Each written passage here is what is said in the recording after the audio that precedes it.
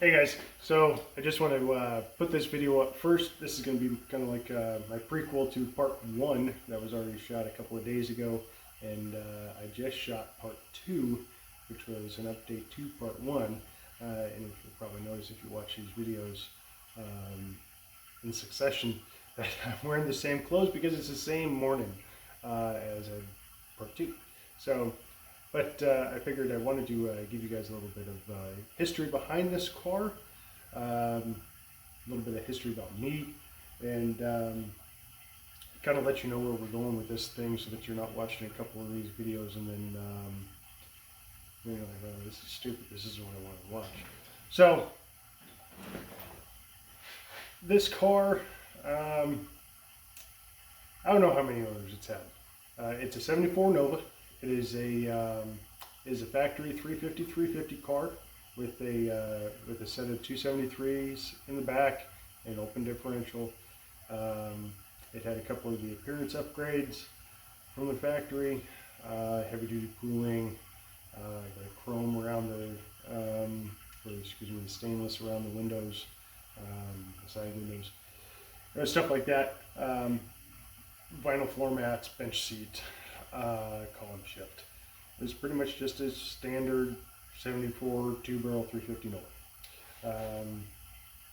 I'm pretty sure it's had, at least the third owner. They're probably going to be the last owner until I get out of here. I bought this car when I was 15. I was just getting my driver's license. I think I was 2 months away from getting my driver's license. When I bought this car, I think I paid like $900 or $950 for it. It was bright yellow, and somebody had at some point removed the chrome strip down the side of it, ground off the tabs, and just decaled a black stripe all the way down. I mean, it looked okay. It was whatever that person wanted, I guess. But you take off the chrome strip to put a big fat black stripe down it.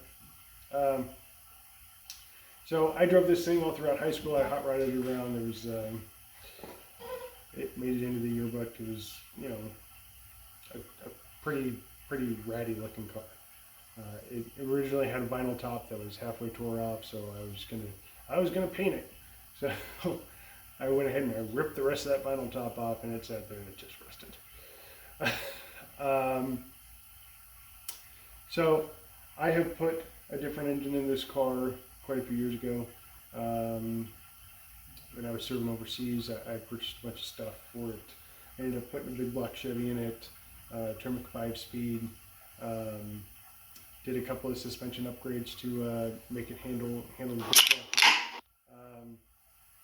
And then I drove it around for about a year, still looking like crap. The big problem that I had with this car was actually on this side here. When I was 15, I took it around a corner and slid it sideways into the corner of a 15-passenger Ford van, which put a hole. It dented up this whole side here, but put a hole. It was here.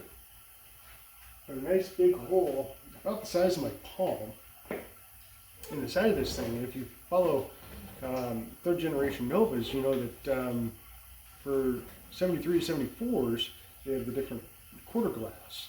So it's a different sail panel profile. And they don't reproduce a full quarter for 73 74 that goes up the sail panel. So I was stuck looking at Craigslist, and it took me about 3 or 4 years, and I finally found one. Somebody had chopped it off halfway inside the door and halfway inside the trunk, and gave it to me for a couple $100. At the same visit, I had snooped around a little bit. This guy had a ton of parts for Novas and Venturas and all that type of stuff. And he had a pair of high back bucket seats. They were old fabric. Not herringbone. I can't remember what the pattern was. But I said, I'll give you $150 for those. Sure. I grabbed up a set of factory bucket seats with tracks. They're in great shape. You know, they needed just a little bit of foam, but then I had them recovered, and so I'm going to run those. But I did not know it when I got this car. The owner that I had purchased the car from told me that it was originally a 6-cylinder car, and they had pulled out the 6-cylinder and put a 350 in. I don't know why he told me that, but I remember him telling me that, and that was the only reason why I decided to go ahead and, well, it's not the original motor anyway, so I might as well make it what I want, and grabbed a big black crate motor from Cheddar.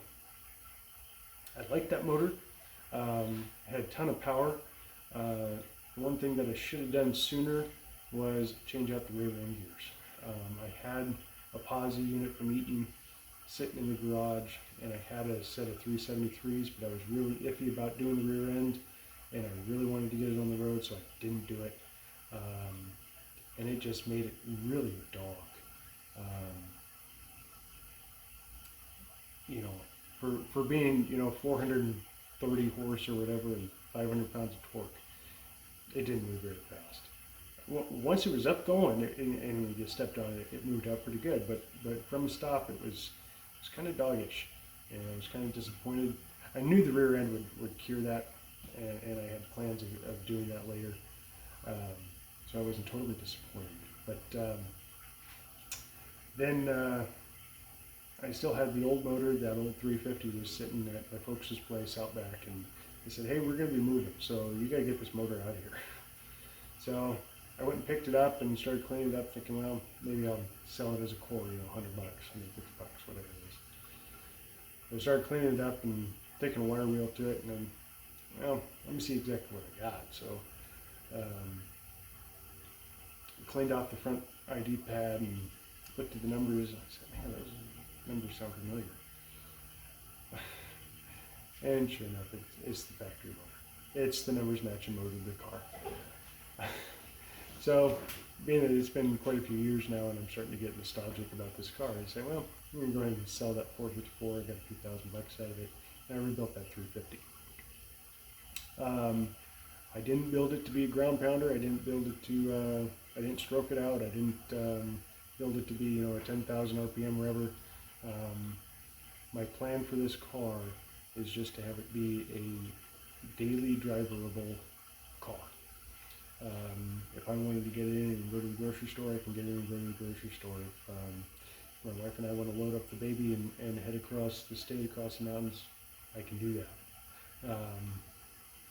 So the combination drivetrain wise for this car is a small block Chevy, 350. It's got a set of old 186 double hump heads on it, nothing special. 194 valves on those, so should have good velocity down low. Might run out of breath up top, but I put a 262 series cam from Lunati in it. Give me that low end. And I really did that. I almost went with 268, but I wanted to keep it a couple hundred RPM lower than that, simply because of the Tremec 5-speed that I have in it. With the Tremec 5-speed and a 0.64 overdrive with the 373s, it's going to put me cruising over the road, highway, 75 miles an hour, you know, at like 2,200 RPMs. And that's going to be right in the sweet spot for that cam. I would have to go up to maybe 410s or 411s, something like that. If I went that 268, just to keep myself in that torque band, that lower end of the torque band for cruising on the highway. Because I want this thing to be efficient. I want this thing to get, you know, 20, 22, 23 miles to the gallon over the highway. It's probably going to be hard to do with the double pumper that I have on right now. We'll see how that goes. I want the double pumper. I have the double pumper, so I rebuilt it, and I may end up grabbing up a quad jet to rebuild that. But if I keep my foot out of it, I should be able to get pretty good mileage around town and over the highway. But some upgrades that I'm doing to it: suspension upgrades, tubular upper control arms from Global West, new springs, new shocks. Nothing crazy up front on the suspension. I am going to be running a 17-inch tire. and right about a 27-inch total wheel package in the rear, and about a 26, 26 and a half, depending upon availability, in the front. So we're going to have like a 235 in the back. Again, nothing crazy.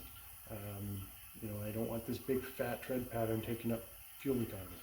I know fuel economy is not why we get these cars, but you know, if I can't take it all the way across the state without stopping for gas 7 times, I'm not going to want to drive it. So I think they look good. I got 235s on them now, and I think they look good. I need a taller sidewall. These ones are only like a 45 aspect ratio. I think I'm going to need to go with like a 55, get me up in that 27-inch range. Again, that keeps those RPMs down. That Tremor 5-speed, covered that. Interior-wise, I'll show it to you later when we go to install it. But I redid the dash cluster.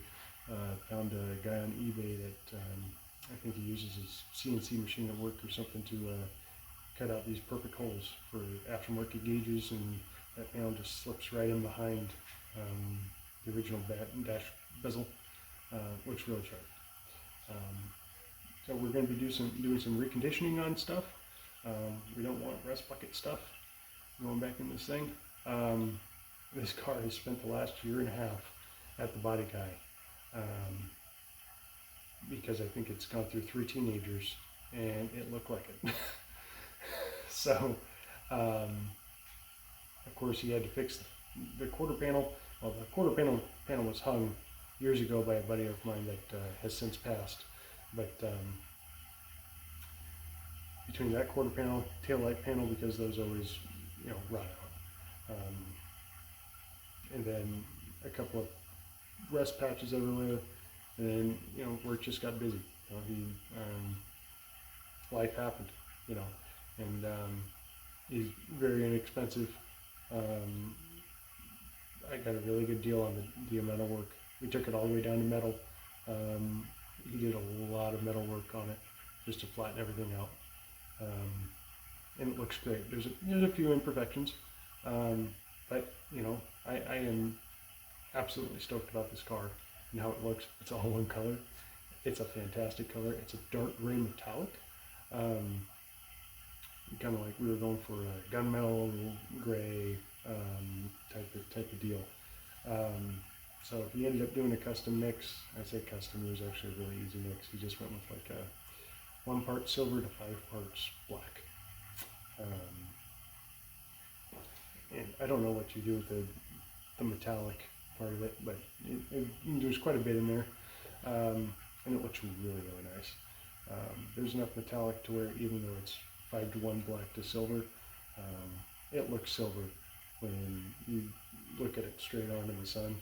But as soon as you get to the side, it really darkens up, and it's just really cool. I think it's just a great paint job. Also on the exterior, we went with the blackout treatment on the windows, and we're doing SS badging. We're not doing stickers. He painted it all, hand taped all the lines and everything. I did buy a sticker kit so that he could have a template. I think that was like $270 well spent, just because they look so good. I think they're awesome. So,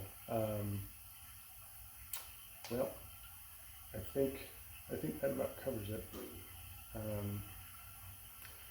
Let me know in the comments what you guys want to see specifically. You know, like these videos, subscribe to it.